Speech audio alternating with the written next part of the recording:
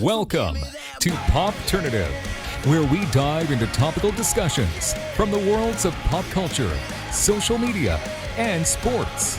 Here is your host, Peter Remoliotis, aka PD Beats. Hello and welcome to the Popternative podcast. It's the podcast where we have digital discussions in the worlds of TV, film, social media, sports, pop culture, everything really. As always, I'm your host, Peter Remoliotis, and on social media you know me as PD Beats.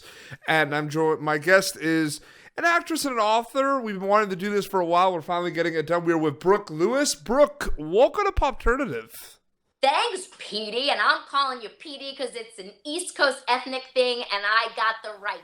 And I married a Greek, so there you have it. Opa! No, that's awesome. Thank you so much for doing this. I really, really appreciate it.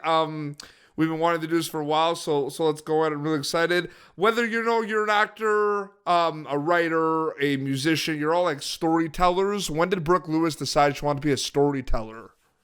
Brooke Lewis knew at a very young age, and I'm talking like 5 years old, when Brooke came from divorced parents and would spend a lot of time at home alone watching TV and talking to the characters on the TV. So I was a very emotional child, and there was something, and I'm still incredibly empathic and intuitive and sensitive to energy and humanity. And so I think it works for me as an actress.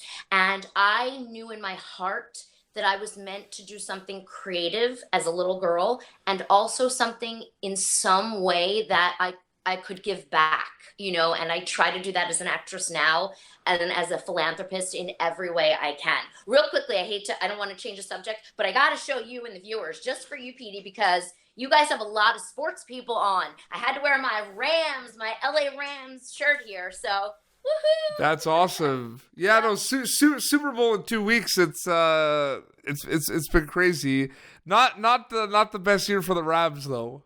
Not the Rams or my Eagles. I'm a Philly Jersey girl originally, so I am a diehard Philadelphia Eagles fan. And what happens? No, I know. It was crazy. It will be a really good Super Bowl though. Like, there's two really good teams, the Chiefs and 49ers. Like, it's going to be really good from entertainment value, so it's going to be really good there. You mentioned philanthropy and you mentioned being creative. When did you kind of decide that you wanted to give back as an actress? Was that part of it? I want to be an actress, I want to be in movies and TV shows, and I want to make sure that one of the main priorities is to give back. Was that kind of safe to say that was the plan early on?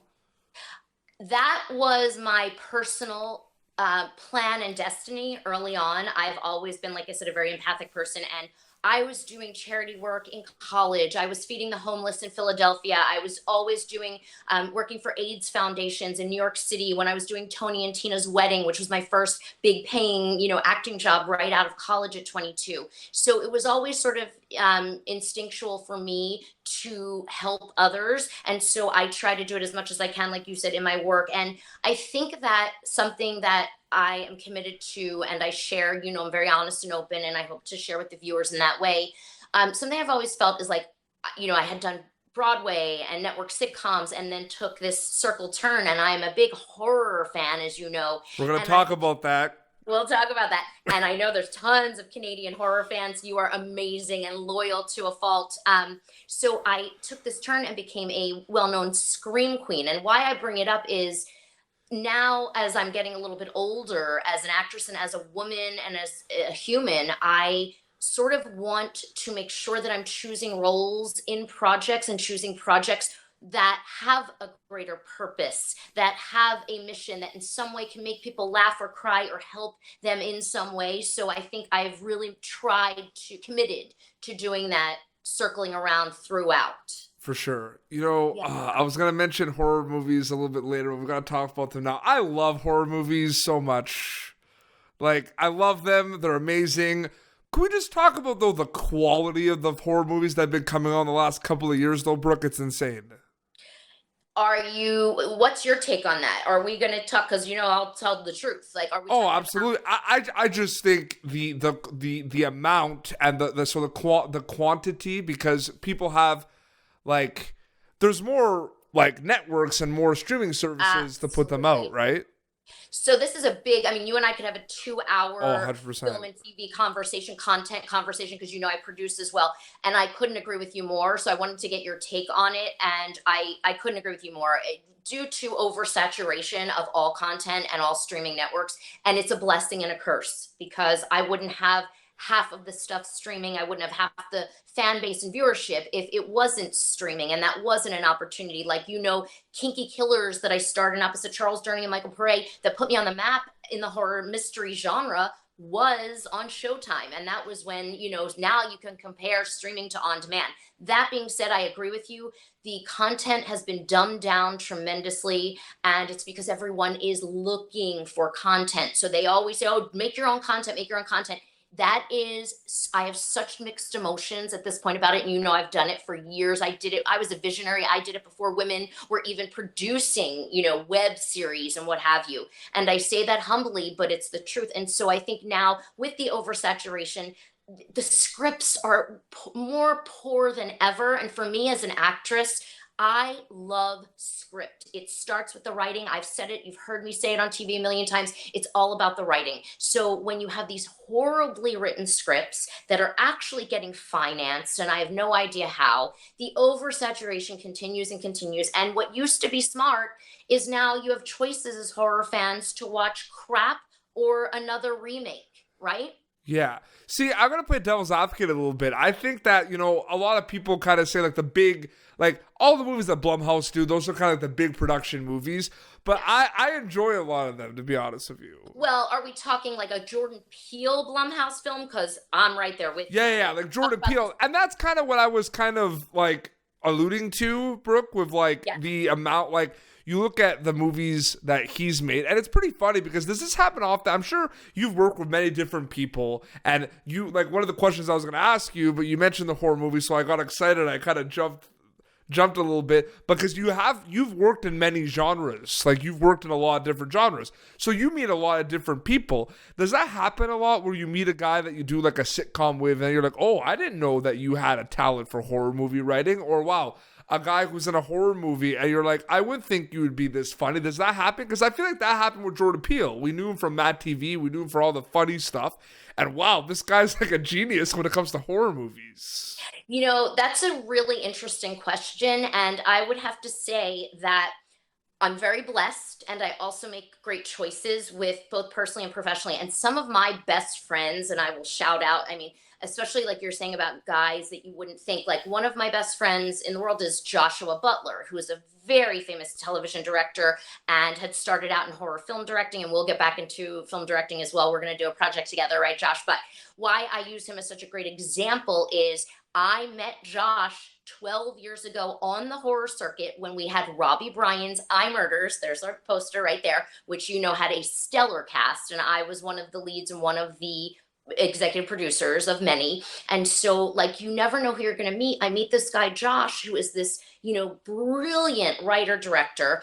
And he's on the same circuit as we are with Vlog, if everyone remembers Twisted Pictures Vlog, right back in the day. And so who would think, and Josh is so funky and cool and artistic, who would ever think that years later, and he's one of my best friends now, he is just so brilliant in every other genre. In fact, horror isn't even really his main It's forte. not his main forte Right. anymore. Like, he writes epic pictures and genre pictures. And so he, like, things like that happen. Then another one of my best guy friends, I'll shout out to my guy friends because you'll know all of them.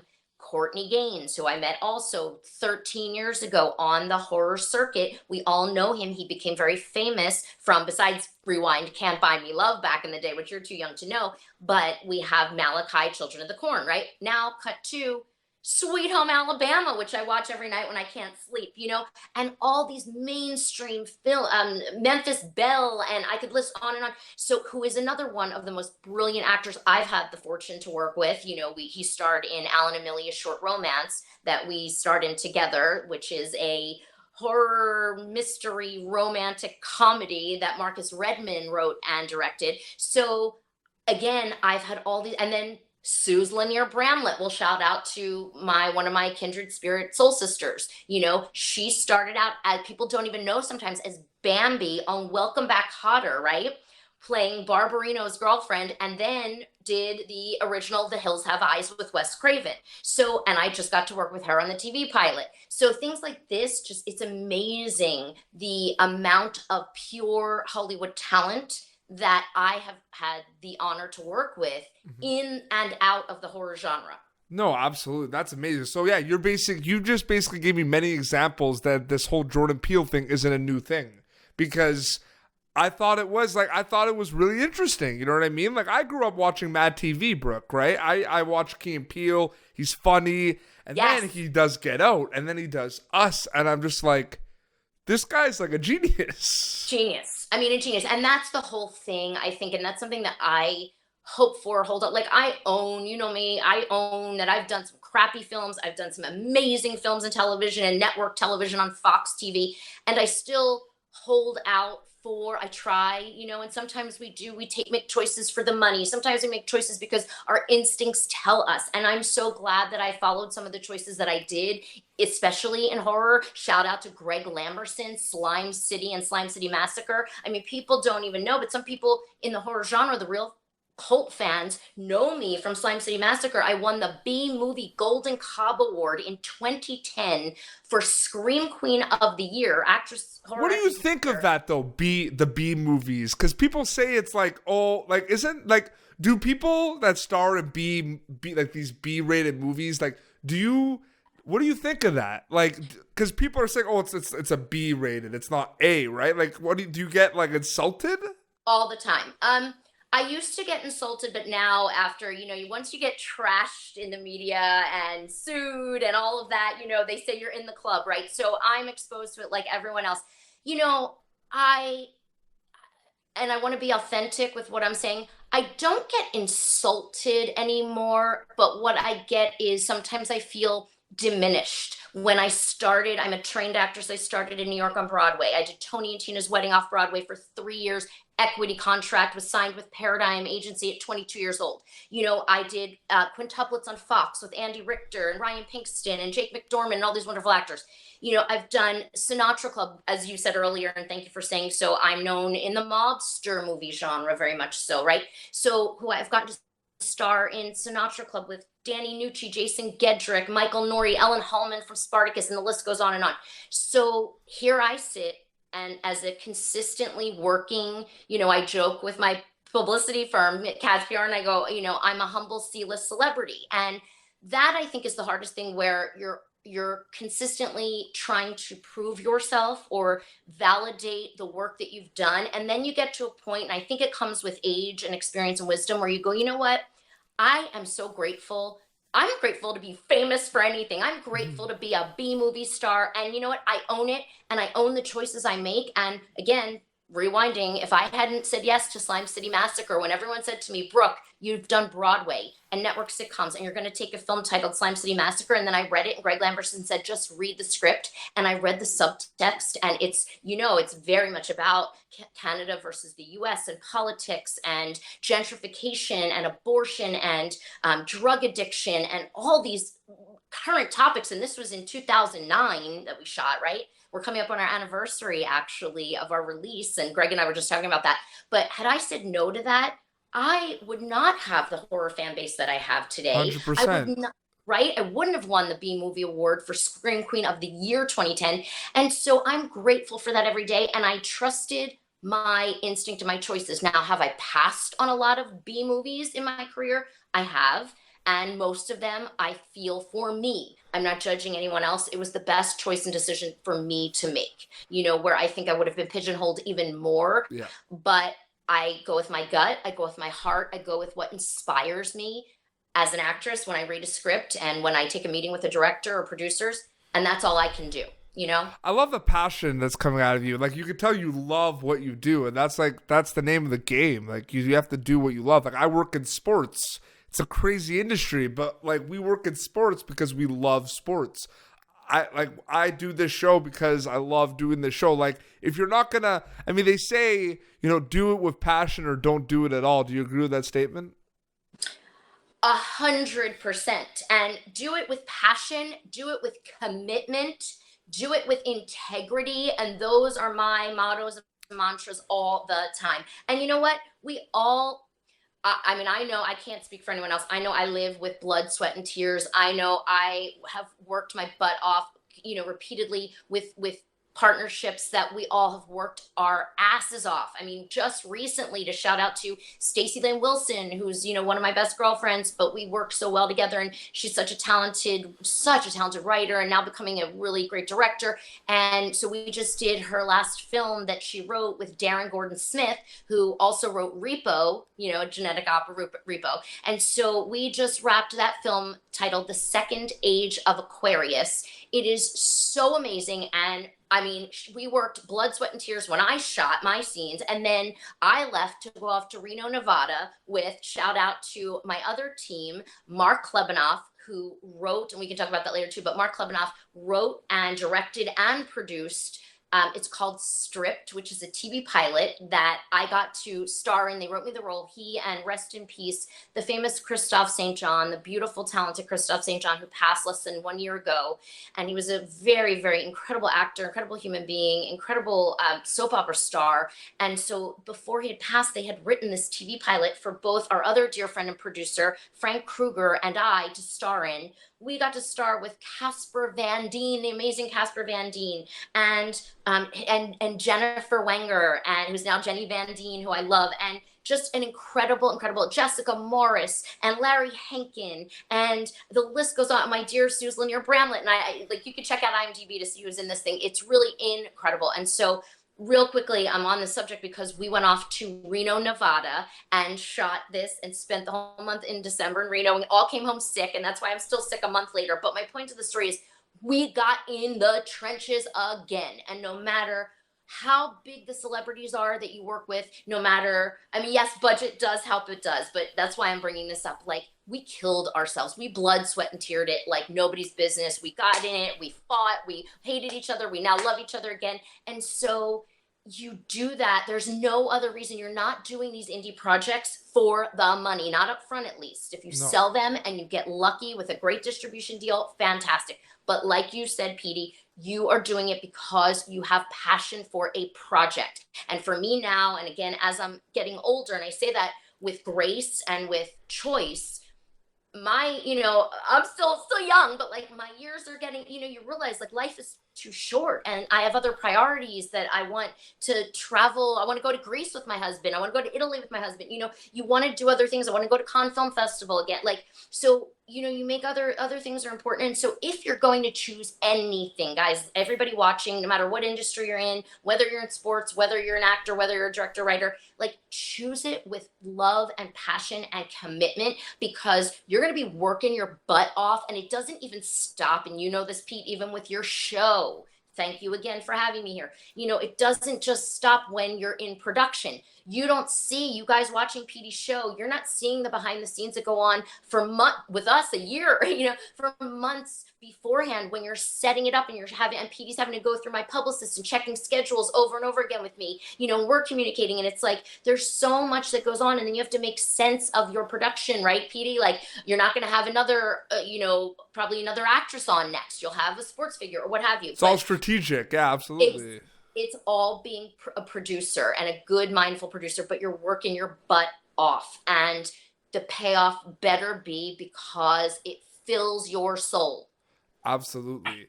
I wanted to ask like an industry-based question right now, because I want your opinion of it. We talk a little bit about horror movies, but one thing that's really interesting me in the TV and the film, in the film industry right now, Brooke, and IMurders, the poster behind you, is a great example of this, is ensemble casts. When you have a lot of people. Yes. I find it very interesting that ensemble casts in these big hit shows and movies are helping other projects and small projects because there's so many people in the cast. Like, for example, IMurders. There's like a list of many people in there, right? One of those other cast members of yours does another project, right? There's like 12 or 13 people that you could say, like, as seen, like, oh, new movie's coming out with so-and-so from as seen in IMurders, right? Or look at a show like Stranger Things or Orange is the New Black that has on Netflix that have like so many cast members that have been on this show, right? it could be used as a promotional tool. Like you put someone in a movie that people want that kind of recognition, and they want to be familiar with something when they watch something. It's the nature of it. You know what I mean? What do you think about that? Does what I'm saying make sense a little bit? Oh, I think it's a great question. And again, I'm going to give you, usually I weigh everything out and I give you both sides, right? So let me tell you this. I'm glad you brought up IMurders. It's a great point. So with IMurders, one thing, and I think Robbie, Bryan, and I have talked about this to this date, that we talk about where did we really need that many famous, well-known, well-recognized cast members in one cast? Now, what happens is, this with packaging, with both TV and film, one person begets the other person begets the other. So now you've got a manager who, let's say, represents, like in IMurders, both Gabrielle Anwar and Billy D. Williams in your set, because they're like, okay, great. How about a spot for this person? So that's the beautiful thing about packaging. The thing is, I think because of so many platforms now, like we talked about earlier, you don't need as many big names anymore because the platform is already there. And we're talking back in the day, we're talking even 11 years ago with IMurders now, 12 years ago when we started pre-production, 13 years ago. Whole different ballgame now, because then you actually could sell your film for a nice advance for distribution or money. No longer. So the whole industry and world has changed with streaming. It's a blessing and a curse, you guys. So hear what I'm saying. Now, that being said, what I think is a beautiful thing, on a positive note, and I'm going to reference another film, one of my other blessed, grateful babies that is a newer project that's just I love with all my heart, is titled Half New Year. That one of my real life little brothers, Drew McEnany, originally wrote this for me many years ago, the role of his older sister, Pam DeLuca. He's the star of the film. And then Georgia Manides came in, did a rewrite with him and produced it. And then Tom Marash, our incredible director, came in. And so it was such a gift and a blessing. And why I bring it up is because you referenced ensemble. This is an ensemble indie film. It is an indie dramedy at its finest. It's like a throwback vibe. I don't know if you got to see it yet, but it's a throwback. And it's on Amazon Prime, everyone, right now. It's no longer pay. We were all over on TV and on demand for like 4 months, and now we just made to Amazon Prime, and now I think it's free with Amazon Prime. So my point to that is this is an ensemble cast where you don't have too many ginormous names. You have a lot of young TV stars. You have Rome Flynn from How to Get Away with Murder, and Shanley Caswell, one of the stars of NCIS New Orleans, and you've got Bo Youngblood, and we've got Jeff Dye, famous comedian Jeff Dye, and the list goes on and on. And so, and Ashley Platts and Amy Paffrath, and all these great recognizable actors, but not these A-list names. And again, it's a much, much lower budget film. So it's in the, range of the more micro budgeted film according to like union rules, right? And so here is an ensemble cast as is written, but just having a couple of names and recognizable actors in it helped to get a great distribution deal regardless. And again, because there's more platform for it now, we didn't need to be like my film Kinky Killers that was on Showtime for years. We didn't need to get picked up by stars like IMurders did, and so it is more of an opportunity. And so I think something like that, those producers, Drew and Georgia and Tom and Zach, made such great decisions by not putting all the money into the cast. Sure, could they have, and they, trust me, I was at the callback, like I got the direct offer, the role was written for me as Pam DeLuca, but they allowed me to sit in for the producer sessions because I love seeing what brilliant young actors come in. And it was jaw-dropping. Like every other actor that walked in that door for a low-budget film was another young TV star, which shocked me because back in the day, that didn't happen, as we know. You were a movie star, you were a TV star.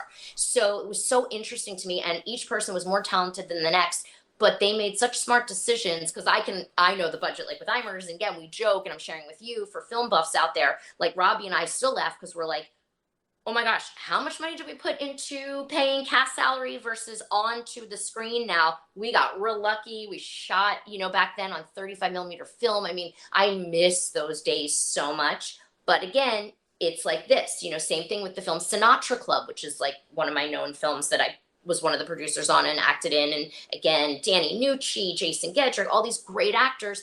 And so you have another large cast. Now that was a $2 million film, but it's that Warner Brothers originally distributed, but another large cast with big names. And you go, okay, did you really need all those names, or did it sell on its own merit, being based on a true story the night John Gotti became John Gotti, right? So it seems like a push and pull almost with like whether you need these big names or not.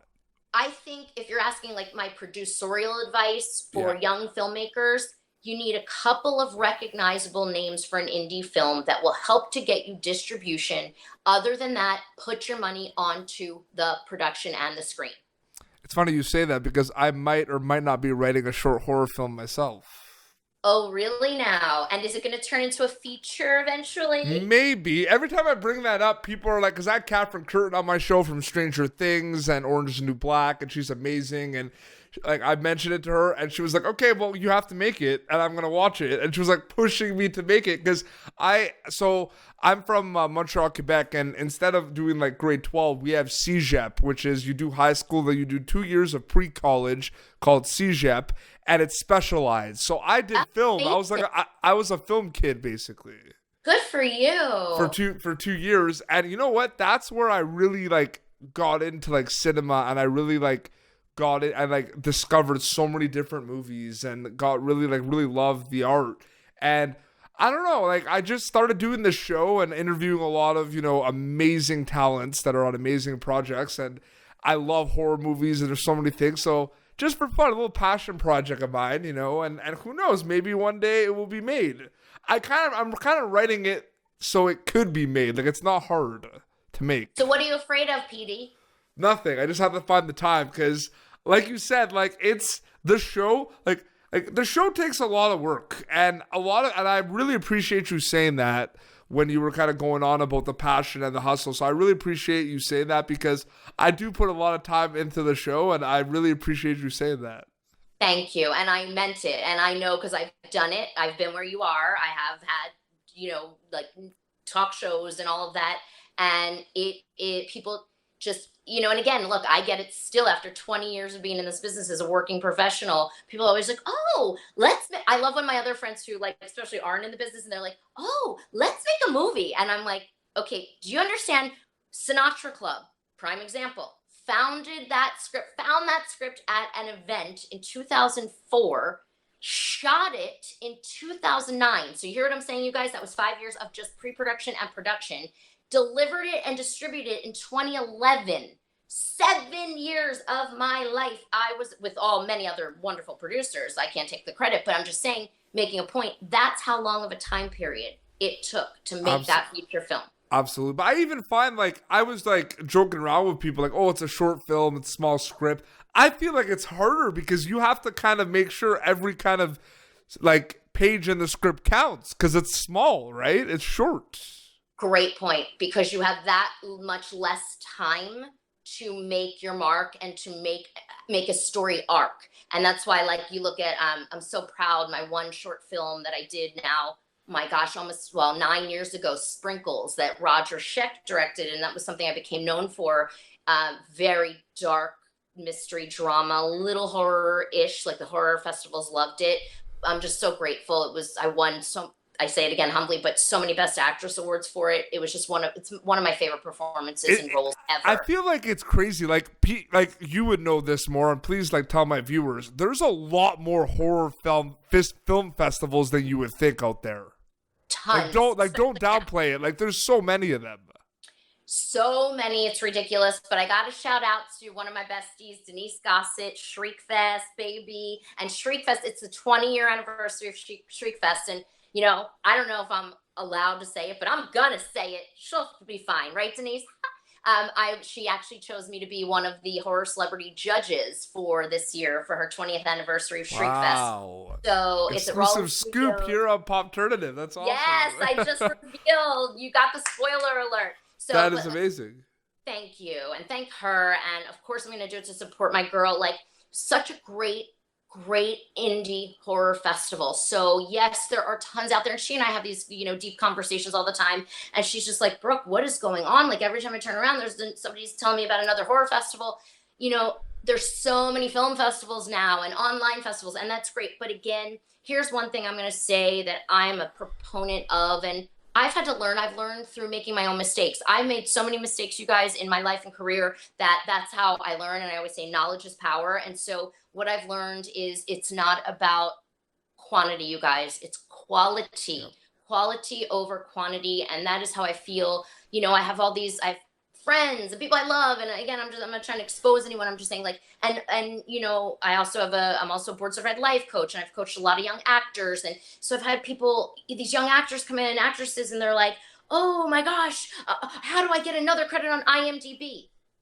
You want another crappy credit on IMDb, or do you want a well respected, well revered credit on IMDb? Oh, how do I get more followers? Do you want fake follower crap, or do you want legitimate people who stick with you? Like I'm nobody, but I'll tell you what, my fan base has been my fan base. They have come with me from horror to sci-fi to mobster movies to dramas to, I am so blessed because I am true and I commit to doing somewhat quality work, I think.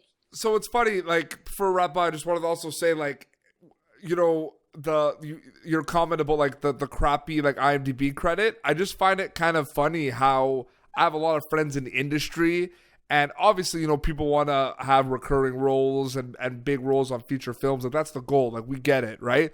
But I feel like there's some people, I've had some conversations where some people like don't want to do, like background work, you know what I mean? Or extra work. But sometimes like that's where you have to start. Or sometimes like that's how you have to like pay the bills by being in the industry. I feel like that, like a lot of people like, I guess, have some pride and they don't want to be like an extra, but you got to start somewhere too, right, Brooke?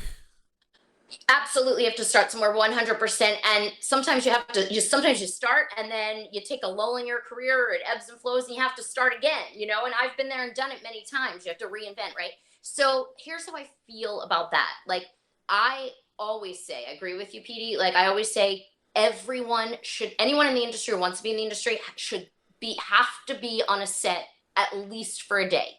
To see how not glamorous it is, the blood, sweat, and tears, the hard work, the commitment, the continuity, all of that. Now, that being said, do I think everyone needs to start doing background work? Not necessarily. I think that what you do, I agree with you in this sense, and I tell people and young wannabe filmmakers all the time, like, intern somewhere, assist. We just did the Stripped pilot, and I reached out and found through film schools and stuff. We got PAs who were so hungry to be on a real professional television set that we were so blessed, and I can't thank them enough. And they worked their butts off for free, most of them, right? And guess what? Sometimes if I love a project to pieces, I'll work as a producer as well, as for peanuts. Very little. I don't work for free ever, but sometimes if I'm working and getting a nice paycheck as an actress, I will work for very little as a producer as well on the project if it's something I feel I can help and bring something to the table and something that really inspires me. And so when you're new in this industry starting out, there is no shame in your game for starting out as a PA, as a production assistant, and as working for free to build your resume. And those kids that helped us out, they're so lucky right now because guess what? They're getting handwritten letter typed, not handwritten anymore, but you know what I'm saying, personalized recommendation letters from yours truly because they helped us out. That is beneficial. So what you're saying is, because nowadays, unfortunately, and I don't want to disrespect the younger generation than but so many people are so entitled and everyone's like, oh, it's so easy. Gimme. No one's going to give you anything. Just set the record straight here, Brooke. No one's going to give you anything. I have never had a single thing spoon-fed to me ever in my career, ever. I have worked blood, sweat, and tears again for every single thing. And that's, something that I'm both proud of and 100%. Sometimes it's frustrating when you see other people who come up in the ranks with you and got a very lucky break. And I wish everyone well. I'm not one of those competitive people. I'm never like, oh, she shouldn't have that. No, I'm always like, God bless, like good on her, higher power, energy. Absolutely. But of course I'm human. And I'm sometimes like, but what about me? Like, when's it my break? When's it my turn? We all go through that and it's totally normal. But I'm telling you, my friends who have had massive success in this industry and who have truly sustained have not had it that easy. They have worked very, very hard for it. Absolutely. Yeah. Well, Brooke, we will wrap up, but thank you so much for coming on the show. I'm so happy we finally got this done. I'm so honored to be here. And just to share again, sorry guys if I'm dripping in sweat. PD knows I was sick as a dog, as you would say in Philly and Jersey and New York. Sick as a dog. I just got out of the hospital with 103 fever. I'm not kidding. So, but I was not canceling on you. And here we are. And thank you. And you did such a great job. And Opa! Absolutely. Where can people follow you on social media quickly? What are the handles? Yep, at Brooke Lewis LA on Instagram, at Brooke Lewis LA on Twitter, at Brooke Lewis LA fan page on Facebook, and check out brookelewis.com is my website. And now, actually, I have to say I'm going by Brooke Lewis Bellas. Bellas, yep. Husband's Greek name. Opa! Opa! That's awesome. Well, thank you so much for coming on the show. I really, really appreciate it. Thank you so much for having me, PD. And all the viewers, stay true to you, be authentic, follow your dreams, don't ever quit. Absolutely. Well, this has been Popternative, youtube.com/Popternative for previous episodes. And until next time, this is Brooke Lewis Bellas and PD Beats signing off. Thank you for tuning in to Popternative. Make sure to check out our past episodes of Popternative on YouTube. Be sure to like Popternative on Facebook and follow us on Twitter. This has been an Autograph Communications production.